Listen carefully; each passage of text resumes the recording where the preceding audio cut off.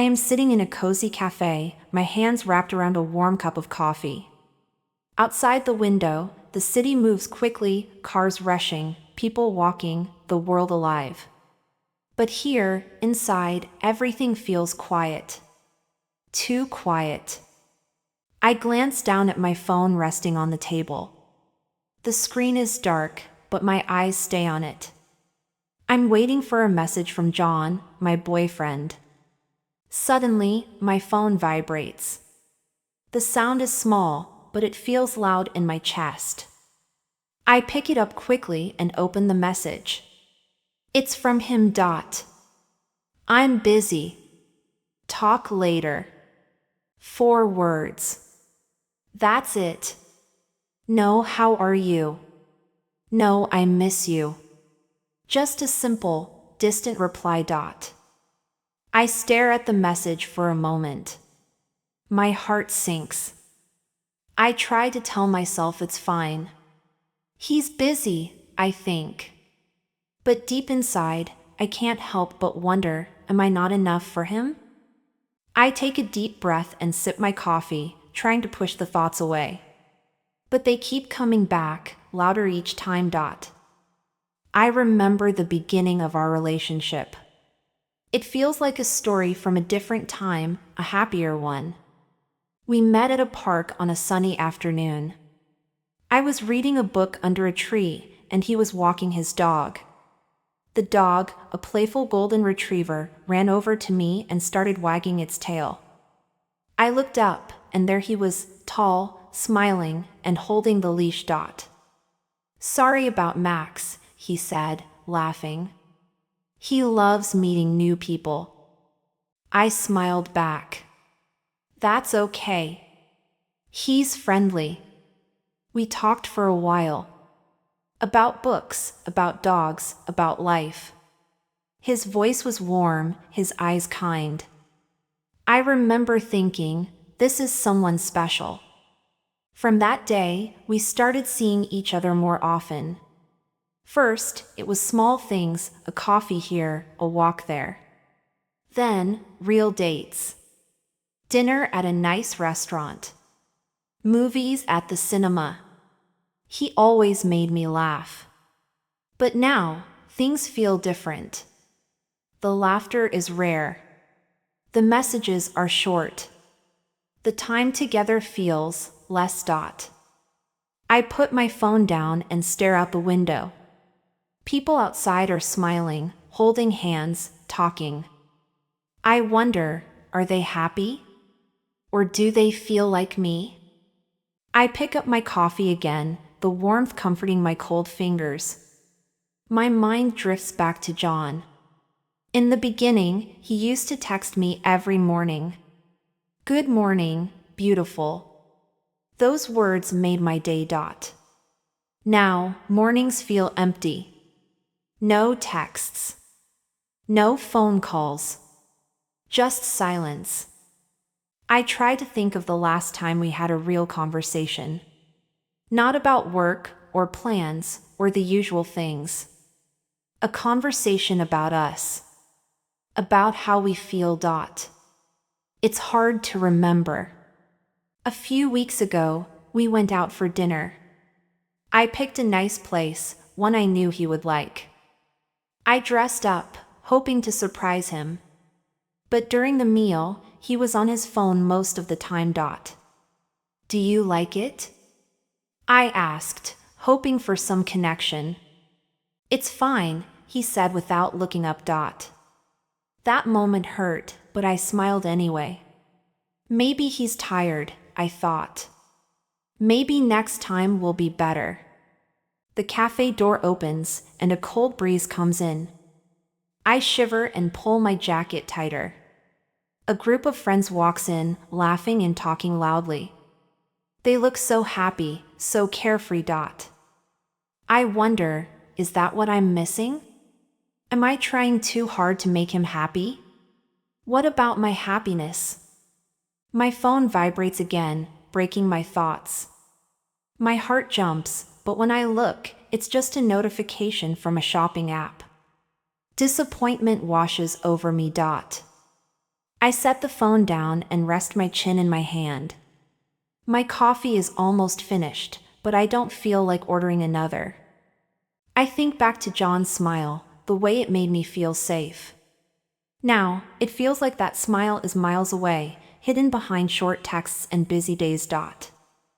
I ask myself a question I've been avoiding for weeks. Does he really care? Or am I holding on to something that isn't there anymore? The thought scares me. I don't want to lose him. But at the same time, I feel like I'm losing myself. The cafe is getting noisier. More people are coming in, filling the tables. But I feel alone, surrounded by strangers. I glance at my phone one more time, hoping for another message. Something longer. Something warmer. But there's nothing. I sigh and finish the last sip of my coffee. As I put the cup down, I whisper to myself, maybe I'm not enough. The words hang in the air, heavy and painful. But deep inside, a small voice answers, or maybe it's not about you. For now, I ignore that voice. I'm not ready to listen. Instead, I pick up my phone and open our chat. My fingers hover over the keyboard, but I don't type anything. I don't know what to say. I hold my phone in my hands for a moment longer, staring at John's message, I'm busy. Talk later. The words seem to echo in my mind. I close my eyes and take a deep breath. It's not the first time he's sent a message like this. Short. Cold. Distant. Lately, it feels like I'm the only one trying to keep us connected. When we first started dating, I wanted everything to be perfect. I remember how nervous I was about my English. John is a native speaker, and even though my English was okay, I wanted to impress him. I signed up for an online course and practiced every night after work. I learned new phrases to talk about things he liked, movies, sports, food. I wanted him to see that I cared. The first time I used a new phrase with him, he smiled. You're getting better, he said. I felt so proud. But now, I wonder, was I doing it for me, or just for him? It's not just the English lessons. I try to make him happy in other ways, too. I send him sweet messages during the day, like, good luck with your meeting today. Thinking of you, red heart. Sometimes he replies with a simple thanks. Other times, he doesn't reply at all. I also plan little surprises for him. Last month, I baked his favorite cookies. I spent hours in the kitchen, following a recipe I found online. When he came over, I handed him the cookies with a smile. These are great, he said, eating one quickly. Then he turned on the TV and started scrolling on his phone. I waited for him to notice the effort I made. The mess in the kitchen. The smell of freshly baked cookies. But he didn't say anything else. I try to tell myself it's okay. He's busy, I think. He works hard. He's tired. But deep down, I can't ignore the feeling that something is missing. I look back at our messages from the past few weeks. Most of them are short, like, can't talk now. Busy at work. Let's meet later. He doesn't ask about my day anymore. He doesn't tell me about his either. I wonder, am I asking for too much? Or am I not doing enough? A few nights ago, I planned a special dinner for us. It was a Friday, and I knew he had a long week at work. I thought a nice dinner would cheer him up. I spent hours cooking, making his favorite pasta and a chocolate dessert. I even lit candles and set the table nicely. When he arrived, I greeted him with a hug. But he seemed distracted. Hey, he said, giving me a quick kiss on the cheek. What's for dinner? Pasta, I said, smiling. Your favorite. Cool, he replied, already looking at his phone. During dinner, I tried to make conversation. How was your day? I asked. Busy, he said, scrolling through his messages. What are you working on? Just some projects, he replied, barely looking up. I felt a knot in my stomach, but I tried to stay positive. Do you like it? I asked, gesturing to the food. He looked up for a moment, took a bite, and said, It's fine. It's fine. 2 words. Not delicious.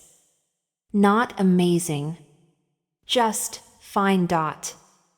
I wanted to scream. I wanted to say, Do you know how much effort I put into this? Don't you care? But instead, I just smiled. After dinner, he sat on the couch and watched TV. I cleaned the dishes alone, my chest heavy with frustration and sadness. Now, sitting here in the cafe, I replay that moment in my mind. The dinner, the silence, his distant replies. What am I doing wrong? I ask myself. I try so hard to make him happy.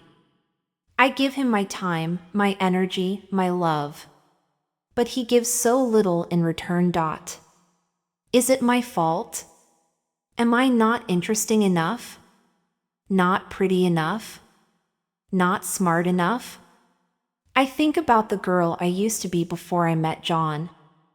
I was confident, independent, happy.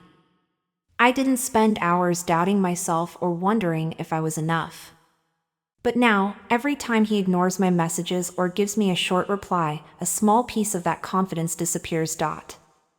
I finish my coffee and look at the empty cup.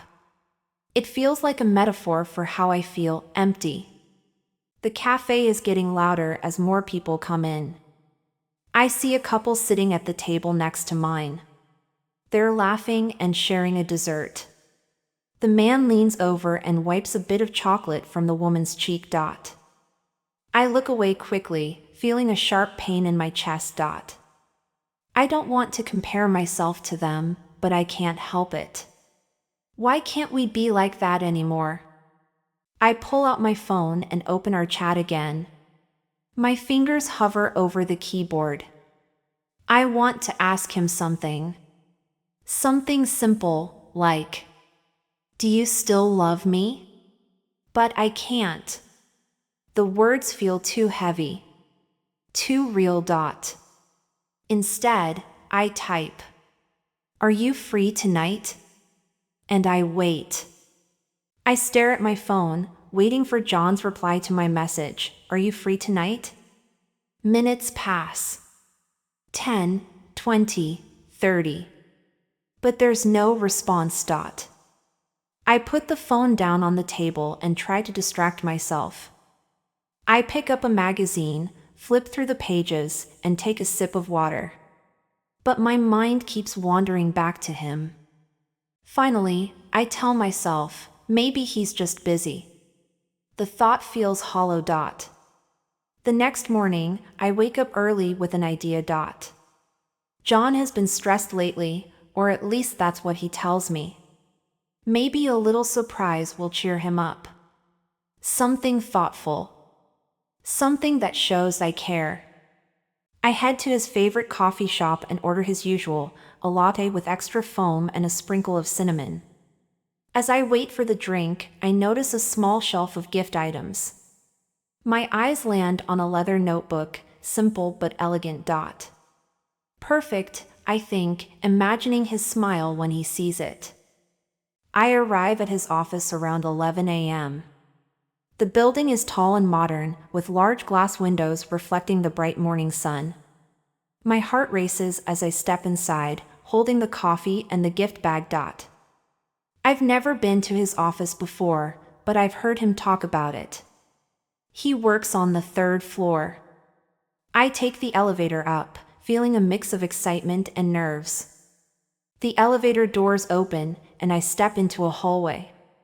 The space is quiet, except for the faint hum of conversations and the clicking of keyboards. I see John's desk in the corner. My heart skips a beat. He's there, sitting on the edge of his desk, talking to someone. A woman. She's laughing at something he said, her voice light and playful. John is smiling, the kind of smile I haven't seen in a long time. His posture is relaxed, his hands gesturing as he speaks. I freeze, standing a few feet away. They haven't noticed me yet.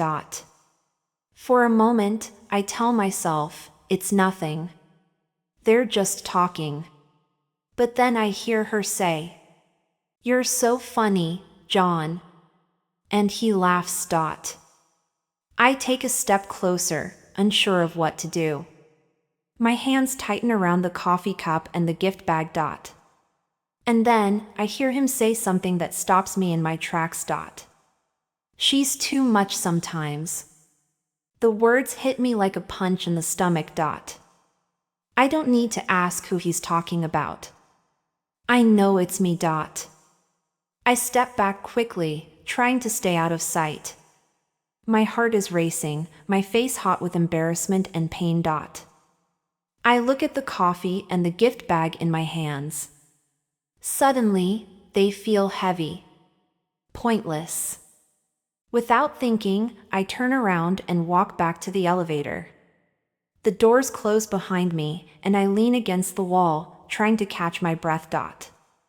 By the time I get home, my emotions are a whirlwind: sadness, anger, confusion.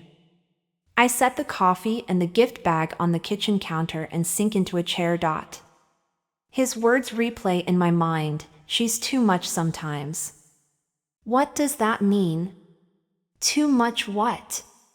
Too emotional? Too caring? Too needy? I bury my face in my hands, tears streaming down my cheeks. I've been trying so hard to make him happy. To be enough for him. And this is how he sees me? I sit there for hours, lost in thought. Memories of our relationship flash through my mind, the good times, the bad times, all the moments in between. I think about the nights I stayed up late practicing English, just to have better conversations with him. The mornings I woke up early to send him sweet texts. The surprises, the dinners, the effort. I ask myself, why am I doing all this? Why do I keep trying to be enough for someone who doesn't value me? The question feels heavy, but it's one I can't ignore anymore. I glance at the gift bag on the counter. The notebook inside is still wrapped in tissue paper, untouched. The latte is cold now, the phone gone. I think about taking them to him anyway, trying to talk to him, trying to fix things. But another part of me knows the truth. He's not going to change. The thought is painful, but it feels real. As the sun sets, the room grows darker. I sit there, staring out the window, watching the world outside move on without me. For the first time in a long time, I feel completely alone. But somewhere deep inside, a small voice whispers, maybe it's time to let go. That night, I don't message John. I don't call him. I don't try to explain or ask questions. Instead, I lie in bed, staring at the ceiling, letting the silence wrap around me. It hurts, but it also feels like a moment of clarity. For so long, I've been trying to be enough for him. But maybe the real question is he enough for me? The days after that moment at John's office feel heavy. I move through them like I'm walking through fog, slowly, with no direction. Every time I close my eyes, I hear his voice again. She's too much sometimes.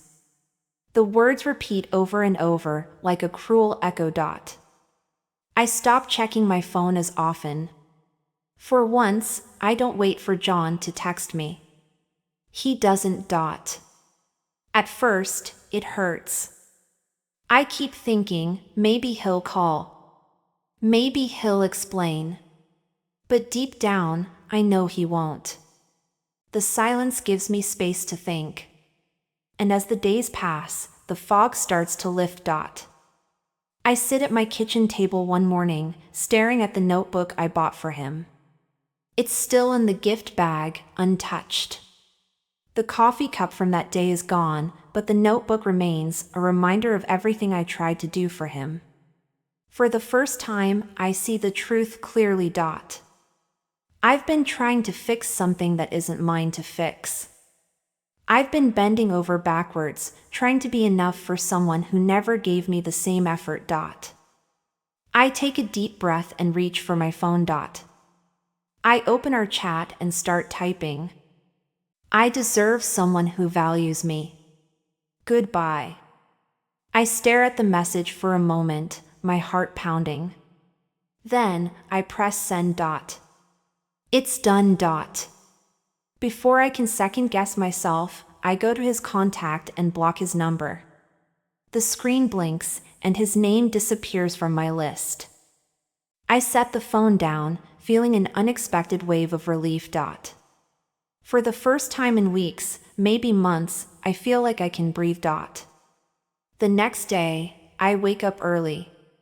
The sunlight streams through the window, and for the first time in a while, I feel lighter. I make myself a cup of tea and sit at the table. I look at the notebook again, but this time, it doesn't hurt. I decide to keep it.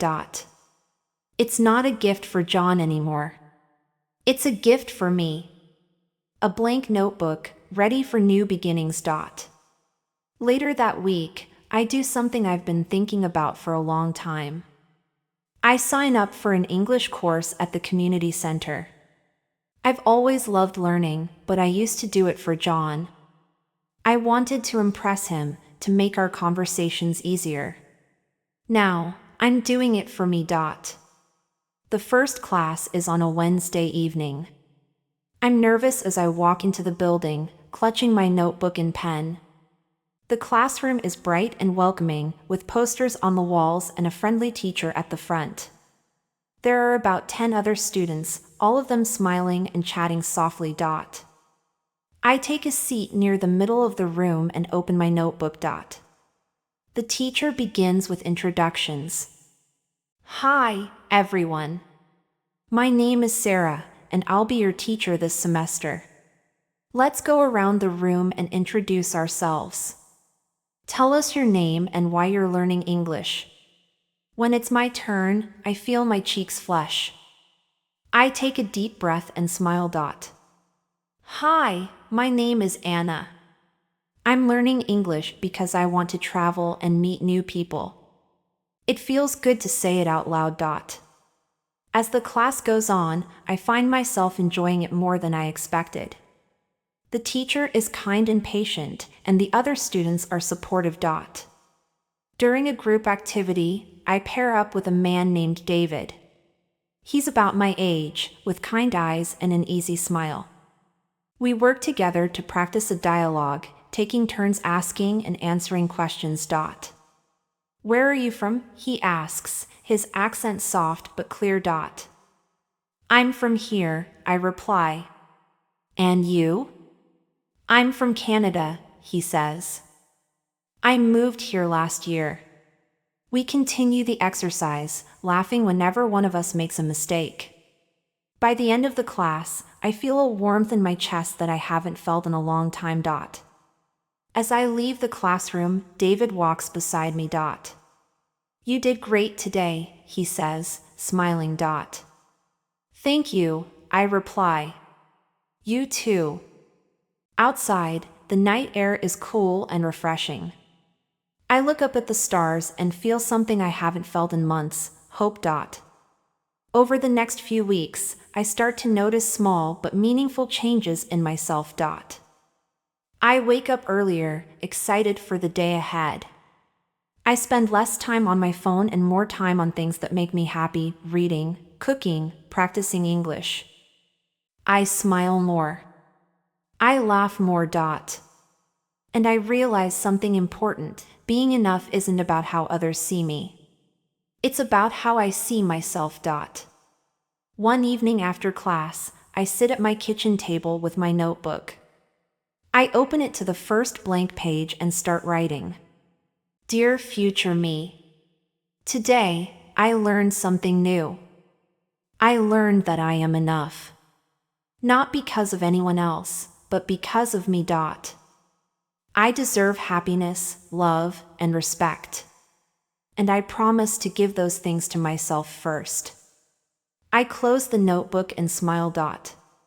For the first time in a long time, I feel whole.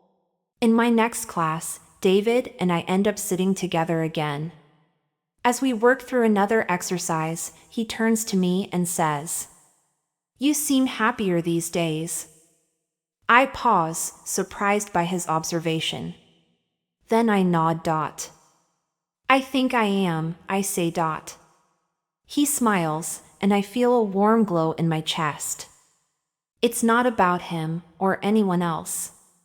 It's about me. And for the first time, that feels like enough. Reply in the comments. What did the narrator do to please John? A. Learned English. B. Ignored John. C. Bought a car.